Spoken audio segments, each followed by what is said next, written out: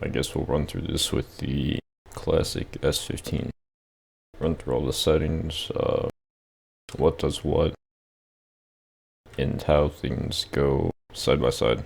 I guess that's how we'll do it. First, we'll start with Fmass. I guess you see the description, but basically when usually what I put it up to 16,000 for would be for when people leave their cars in the middle of the track, or they try to block the track with like a semi-truck. If you have your Fmass at 60,000, you can usually move them off the track with ease. You don't have to like speed up or anything. You can just kind of drive into them. How fast you get to your top speed, I guess it kind of goes into that. It's more of like a more something like on straight lines. Like if you were driving your car on the straight line, you would get up to top speed faster, like through Observatory Tunnel. I guess if you don't want to drift through it, you can get through there pretty quickly, or faster with this if you put it turned down low. I think the minimum is 0.9% submerged. That fucking nobody cares about that. Center mass, only like Y changes like the elevation of your car. So if I have it at -1, the front end should go up and the back end should go down. At 1, it should go front end up, or no, front end down, back end up. And for Z, I have to think about that. I don't remember exactly what X does, by the way, and I don't remember exactly what Z does. I had my fast tunes, both my, like all of my fast tunes are on like -2. So maybe for now, like if you think you're going fast enough, maybe set it on 2. There's definitely a reason I have it on there. I forget it though. Offset, see, I've never seen go over, only negative. So I say go down in increments of like 0.25.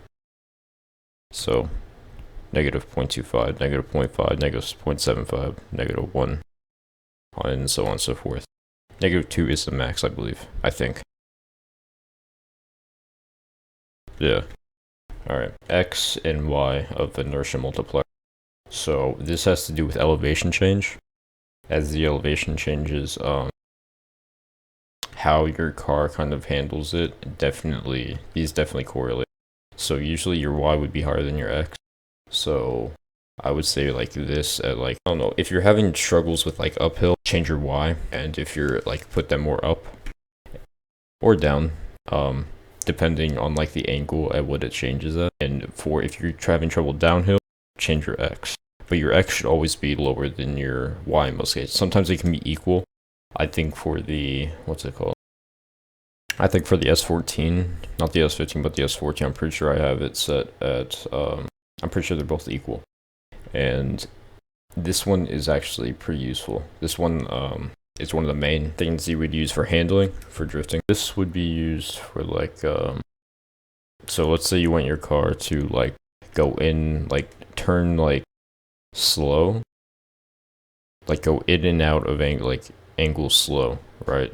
Like if you want to hold an angle really well, but you also want to counter steer to like adjust the angle mid drift, this is really noticeable on like longer drift tracks, like where you drift long, like really long turns, like hills for example. This is where this comes into pretty big play. 1.5 is probably the most nimble I would go. Like it's probably the very minimum I would ever go. And the max I would ever go depends on the car. But what I try to keep it in between is 1.5 and 2.7. That's like my, that's kind of like the sweet spot I found for me personally. But basically it's like how fast your car turns. Like it makes your car less responsive, but it's good for like long angles, so you can't like accidentally panic and fucking put your angle, like put your car straight or off the road. Alright, drive-bys front. You know the drill. Fucking 0 is rear-wheel drive. Anything in between is all-wheel drive. The car has to come stock all-wheel drive between the values of point. No, I guess it doesn't have to be point. But actually, it has to be all-wheel drive. The car has to come all-wheel drive for its all-wheel drive to work. And if it's rear-wheel drive, keep it rear-wheel drive. I'm not going to teach you rear-wheel drive because that's just something I don't feel like doing, I guess. Why you would put it in front-wheel drive is a mystery, but that would be 1. And all the like shitty cars, like a fucking old-ass Mercedes front-wheel drive or something. No, I think they're rear-wheel drive. I don't know, dumbass cars are front-wheel drive. Should never be used anyways, so never put in front-wheel drive. Drive force, directed correlates to straight line speed. or it correlates with fucking this initial dry max flat velocity. I would say leave your initial dry max velocity the same because you cannot mess with drive gears. There's no reason to mess with this. There's no reason to mess with that. If you can't mess with the gears, there's no reason. Where you could tune your gears, like you would work with this in tandem. I usually keep this, pretty high. And by high, I mean 18 for everything. Only because, though, when you're drifting, it directly, it keeps your car sliding. Like, that makes sense. While you're on the accelerator, your car keeps going. Like, it does not fucking come to a stop. Like, if I have this car completely sideways, right, and I'm doing this, I'm turning this way, and I'm drifting, like, around a wider corner, let's say the uphill of observatory, the first corner uphill. I guess that's the best way I can put it. Like, even if I'm completely sideways and I'm turning left, if I have this shit at 18, it will keep going around that corner.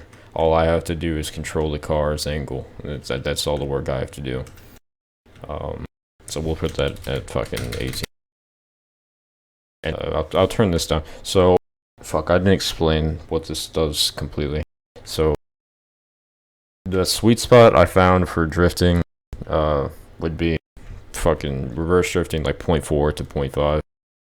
And for like actual drifting, it would be like 0.1, depending on the car. This depends on the car too. It'd be 0.1 to 0.375. It'd be 0.1 to 0.375. That's like the sweet spot depending on cars. Like the Evo 9, I have that shit at 0.36 something. I think it's 3.67. And for my 180, I have it at like 1.12. But for the S15, I change it in between 0.15 and 2.25.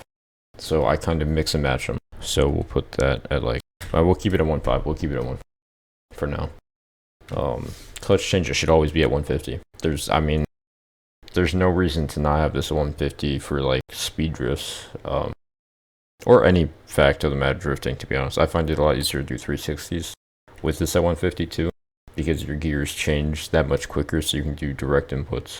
This exactly how it describes how fast an engine will rev. So you guys should have a speedometer in the bottom right of your corner. I do not. I fucking hate that thing. But you have to have like a lot of leeway in terms of acceleration in a corner. Keep it like low.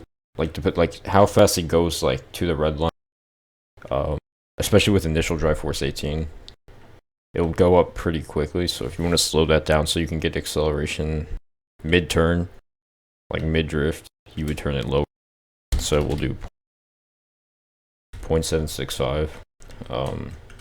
But if you want if you just want it to be in 7th gear, or no, I don't know how many gears this thing, 6th gear, whatever the fuck, forever, all the fucking time. Keep it at like 2.5. That's the max. I keep it at like around like 1.3. No, it's 1.3 to like 1.9 usually. I do 2.5 for some cars, but I mean there's not much of a difference in all of it. Brake force, your S brake. So how you reverse your S brake. Right, that brake, not your handbrake. There is a difference. Yeah, that's the difference pretty much. Handbrake used for drifting. Keep the handbrake around 2, or I guess I keep it around 2 to 3. 2 to 3 pretty much. Unless I'm using a race car, I put it in max. And brake force, however fast you want your car to stop, I guess, when you're deaccelerating. I never use a brake though. I never use a brake. If I have to stop myself, I'll use a brake like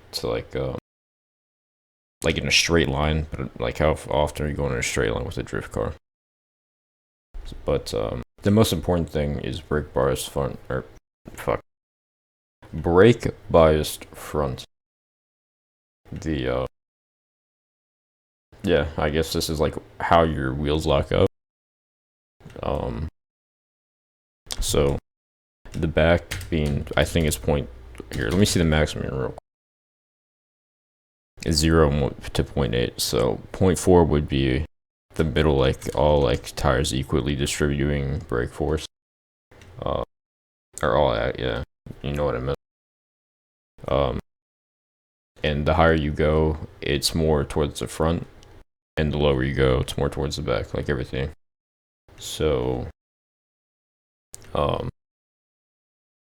I keep it around 0.45 to 0.65. That's like the sweet spot for me, and probably for you. I keep handbrake, like I said. I'm gonna do 2.6 here, and I'll keep the brakes at like 0.58. And steering lock, like I keep it 665 because that's what I'm used to. I mean, that's what I like. I got a pretty good idea of what 6.5 does with every single car. You can turn it lower, you can turn it higher. I don't recommend turning it any higher though. I don't recommend anything higher than 75 because you get something like you can oversteer. You can do that. It's not that likely though if you have your inertia multiplier higher, but you can do it like in sharp corners. You'll like lock up. I can't show you, like on elevation changes, like going like down, you'll lock up pretty hard. For me personally, anyways, that's what I found. What happens when I have it high. Or there was something else entirely, and I just never figured it out. But I keep it 65. Oh, that's why I was. That's why I went on the same fucking. The same angle. I did this shit at 4. Right. I'll get to it. Traction curve max, the cornering grip of the vehicle. So, how your tires grip. Not when they grip. When they grip is traction curve lateral. How they grip though, like how much they grip, would be this. So, so this is a bit. This is kind of. It's not tricky, right? But it took me a while to figure this out. So you can have it like as long as you have this around 2, right? Which is the accelerating. It's literally the accelerating grip of the vehicle. So how fast you will accelerate. And that's pretty much all this correlates to. So how fast, like if I have this shit at the max, right? I will go flying into the corner. Like you will go flying. Like if you try to hold the same angle, you have to have the lowest angle while still getting drift points. And you still might go like forward on the drift. So you can use it. No one's stopping you, but like if it's at 3.5, have this at 0.9 or like 0.8 or higher. Who fucking knows? But if it's at like 2, have it at like 0.8 to 0.4 to 0.8. 0.4 to 0.8. Never go lower than 0.4. I see zero reason for it. There's zero reason to go below 0.4. How fast you plan on going is how high, like you'll put this, I guess. You can still go fast with 0.4, by the way. You just have to watch like your angle, like on certain corners. All right, that's like I said, the accelerating speed and braking speed. And when it says braking speed, it means straight line braking speed. Handbrake does not, this does not affect handbrake to my knowledge. And if it does, it's pretty smooth. Like they do a pretty good job at like rubbing it in with how fast you're going. If they change, because I never noticed it. Traction curve lateral, like I said, this ties in that pretty much everything to do with traction. So traction curve lateral ties in with Triforce. It ties in with the max, the minimum, and it also is affected by traction bias front. So yeah, that's right. Oh fuck, I have to understand about it. Alright, so a normal road car, in theory, like for GTA game, has 22.5. Alright, that is that is literally like the tire grip of your mom's minivan. Like that is like the traction curve. So like you can drift really well with this, honestly, you really can. I'm cutting that out, fuck.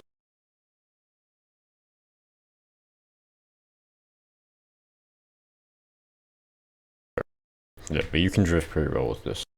And you can drift this like at 22.5. This is probably for like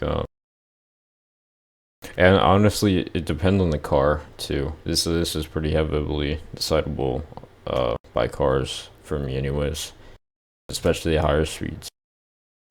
Because of the 180 you can't go anything above like 36 for the 180, but you can go to 36 and still get pretty decent like traction with this car and the S14 and like everything else in this entire game. Yeah, 180 is just broken, I'm pretty sure. But you can go like, honestly, you can do 40. You can do 40 with this car if you really want to. Just like wheels. There's nothing stopping you, really. There's really nothing stopping you besides like speed. Like if you're going super quick, that might stop you because it's gonna put you into a guardrail. Damn, they're flying.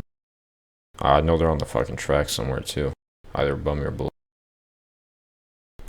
Yeah, but I keep it between 22.5 and 36. Nope, that's a lie. I keep it between 22.5 to 38 with every car. Alright,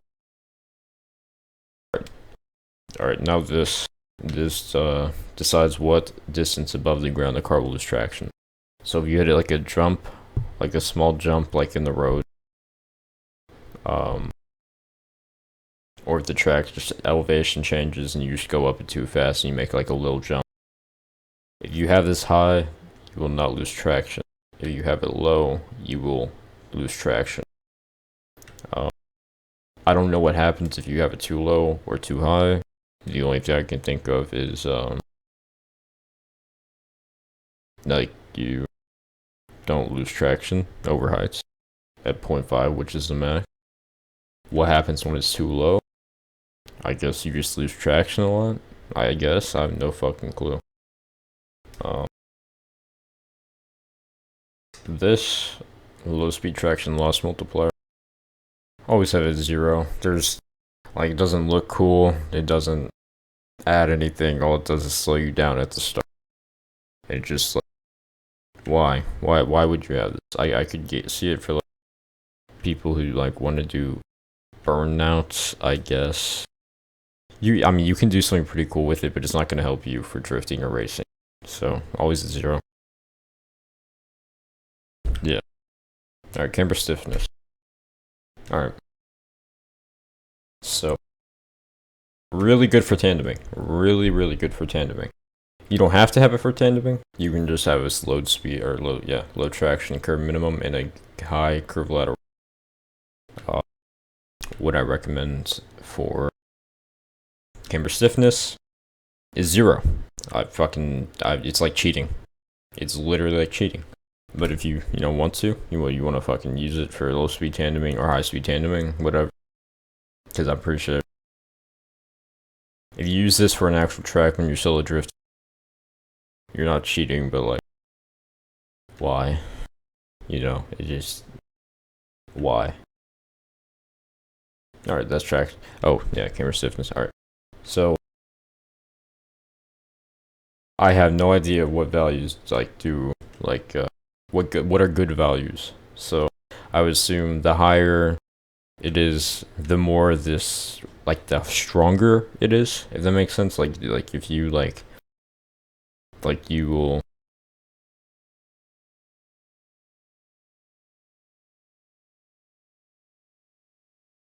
Actually, you know what? I know a drawback, because if you try to do like high speed transitions, you will oversteer like fucking crazy. That is the downfall of this. This is the downfall of camber stiffness. If you do high speed transitions, you will get fucked. That is, yeah. Alright, that's the downfall of camber stiffness. Alright, traction bias front. This is probably one of the most important things. This is one of the main things too. It's about as important as. Oh my god. Alright, it's it's about as important as traction curve, max, minimum, drive bias, front, drive force, like all that good shit. It's everything's, that's the most like notable important stuff that. Alright, this is pretty important. Alright, so 475 is the absolute middle. Right, it's the absolute middle. So right now the traction is equally distributed from between the front and rear. So what would you do for like so the lower it is, the more to the rear, the higher it is, the more to the front. For drifting, you need to have it more to the front. Which, weird enough, it's the same for track racing, which I don't know. No clue how that works. And for dragging, you would have it at low. So for drag, you would have it at 0.325, which is the minimum, and at track racing, you would have it at 0.485 to like 0.52, around that area. For drifting, you would have it at 0.485 to 0.58, around that area. 0.58 is for like the fucking speediest of speediest drifts. Like I'm talking fucking 200 miles per hour, zoom in, no brakes. Like that's what you need 0.58 for. Don't recommend it. Not very fun because you crash a lot. Or at least my game does. So we'll set that at 0.515. I'll let you guys dictate between each car what is what, because everything's different for everybody. There may be like a template you can use. You can use this one if you want. I don't care. You guys can use this if you want as a template. 0.1. Alright, so leave this at 1. You should never have this below 0.5. And the reason for that is I had this at 0 for the longest time, and I wondered why my traction was fucking broken. That was why. And I did not realize it. Like, nothing ever felt the same on any track ever. That was why. Keep it at 1. Or also, if you hit the grass with this at like 0, your car will hate you. Yeah. It will start doing spins. Suspension force, I leave it at like 2.8 to 3.2.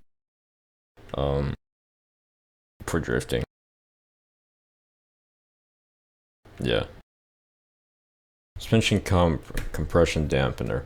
So this, I'm not going to tell you exactly what it does, only because I had to Google like actual suspension settings, like how people actually set up the suspension settings for this, because this shit, like, I wanted to understand. But I'll tell you the values that you can usually follow. So lower equals softer.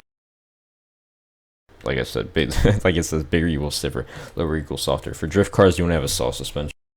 So you would have this at like around 1.4 to 1.8, and you would have this at 2.2 to 2.8. I'll leave it at 2.8.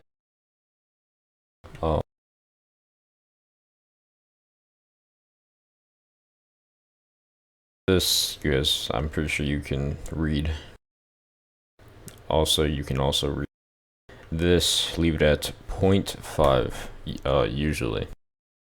Usually when I leave this at 0.5, and that's just how it is. Never really messed with it. Never really saw the need to. The only thing I could think of is if you were like using a rear-wheel drive car. Well, yeah, if you're using a rear-wheel drive car, you can do 0.47 or 0.44, like in between there, and the car will have a bit of a handling change. Other than that, never really saw a need to mess with anti-roll bar force. So when your car is going at high speeds and you try to make like a drift turn, it will do like a shaky thing, and it's like you think you have too high grip tires, and that is probably true, but who cares, right? It's a fucking video game. So you would turn this up. I keep it between 0.8 to 1.2.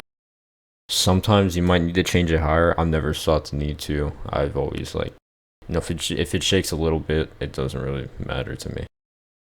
So 0.8.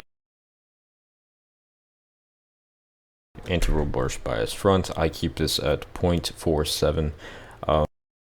Like the 180, I don't know if it has any handling effect. I'd imagine it doesn't. I just keep it at 0.47. Alright, roll century height in front. So when the car accelerates,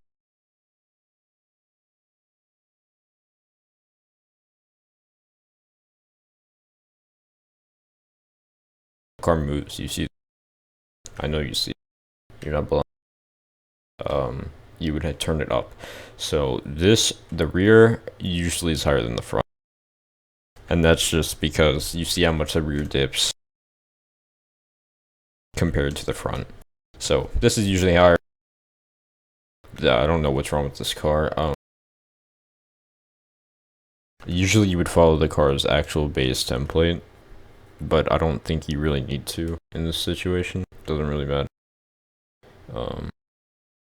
I keep it at I keep it around 0.25 to 0.4.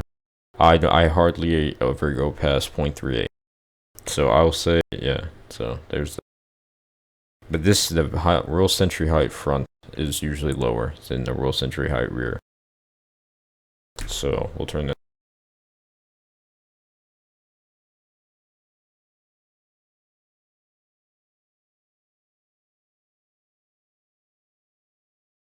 Follow the car's template usually, like I said. Deformation. Why have deformation? Like, I mean, it just annoys.